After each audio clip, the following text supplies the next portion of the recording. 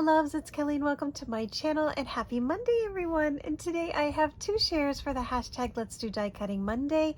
Small little projects that I am working on for some friends, and this is hosted by Tree Craft On and Cathy's Creative Corner, and everyone is invited to participate, and you can jump in and out any week that you like, whatever works for you. And I am already getting started on getting some things in the mail. For this sweet little one, I decided to do a Twinchie, and this little Twinchie is Halloween. I am nowhere near ready for Halloween or to do my crafting for Halloween, but it is heading to a friend, and I know that that is a theme that she loves. So I am doing a sweet little purple glittery background, and I have a boo with some googly eyes. They do they do wiggle around a little bit, and then I put the little bat and then these sweet little Halloween candy corns. This is from the Lawn Fawn Stamp and Die, so all I did was stamp it out just like this, and then I did the die cutting with the matching die, and I just cannot get over these little faces of the candy corns. So stinking cute. These are the other extra ones that will also be on another project, which you will see with this one. That is the matching sentiment that goes with it, and also the bag topper, because that's where this is going to be heading. All of this is going to go on top of a bag. So my friends, that is what I made for the first project. I did color it with my Prismacolor markers. I just used the traditional, of course, the white, the orange, and the yellow. And then for the bat, I didn't want it to be like that really stark, really dark black, because then you can't see the little face. So I just went ahead and used a French gray, and this is 70%, and basically that just means the darkness. So 10% is really super light. It almost looks like a white. So that is what I did for project number one, and I just love how that turned out. Again, it was a lot of fun. Oh, I did use this one as well. This die is from My Favorite Things, and this is Spellbinders, I believe it is, and I think this is Avery L, if I have my memory correct. So let me just put all of these over here and show you part two.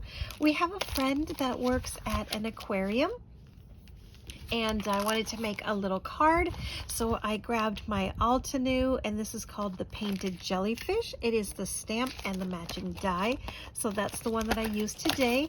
How I made these was kind of by mistake, and I had a watercolor background similar to this one, and I just stamped out all of the little jellyfish from here. Just used this one and this one, and then I decided to use my Distress Oxides and bring them out a little further. So the ones that I used are the Salvaged Patina, the Peacock Feathers, and the Kitsch Flamingo. Love this one. If you hang out on my Instagram with me, you'll know that I am constantly using my Distress Oxides. Super easy to do, my friends. What I did is I took a black ink, I stamped the jellyfish out first, so you can see here, just like that. Then I went back in with a second color. This one went here, this one went here, and this one went there. So I used the very top part. Let me see if I can get this out without moving it. Sometimes that happens. So let me just put these like this, that one there and that one there, so they can hang out. And then let me show you how I did this. You get the idea here that you see the basic outline.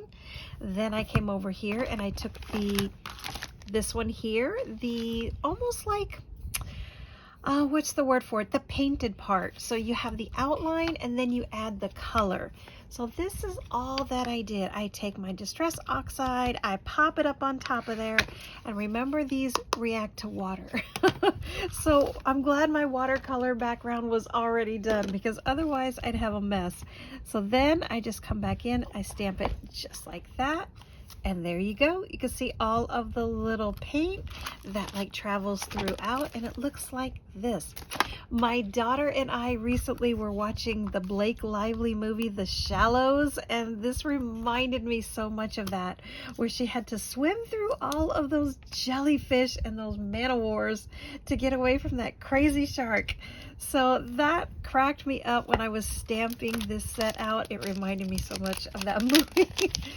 And then once I stamp that out, I do this. I will go back and clean up all of my stamps because I have to wipe all of that ink off. And that's the good thing about working with Distress Oxides is they wipe off with water or a little wipey really, really easily.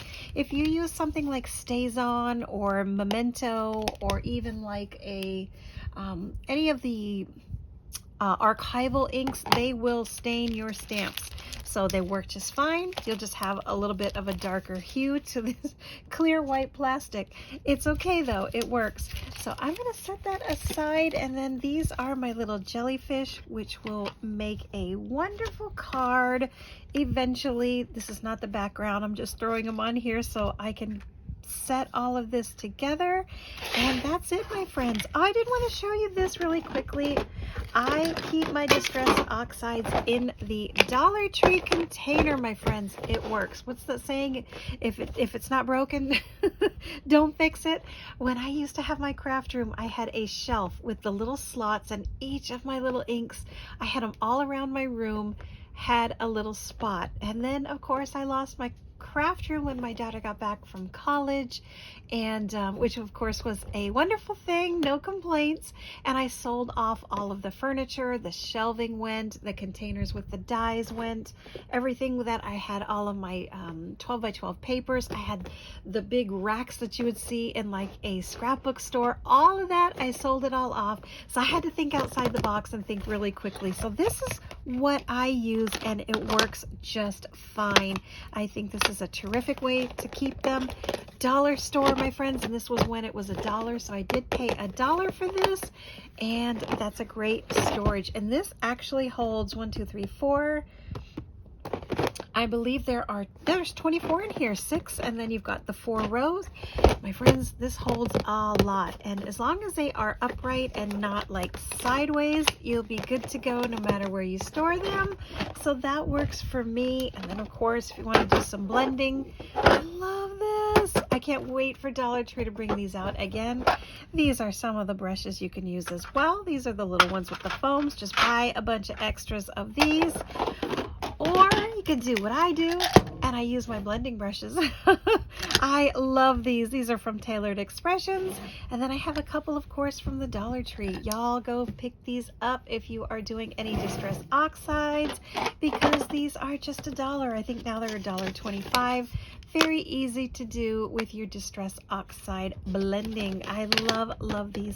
Don't have to spend a lot of money, my friends. Crafting is expensive. Every time we want stamps and dies and all kinds of goodies, you know, we want to buy our toys, right?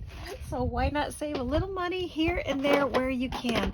That's my share for today, sweet friends. I have these adorable little candy corns and bats all the way over to some watercolored beautiful rainbow jellyfish. Can't wait to make a couple of cards.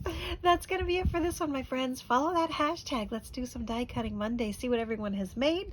Thank you, Tree. Thank you, Kathy. And everyone, thanks for watching. If you like my content, please consider hitting that like button. Subscribe with your notifications on. Leave me a comment. It helps me find your channel as well. And that's it for this one. I'll see you soon. Bye-bye.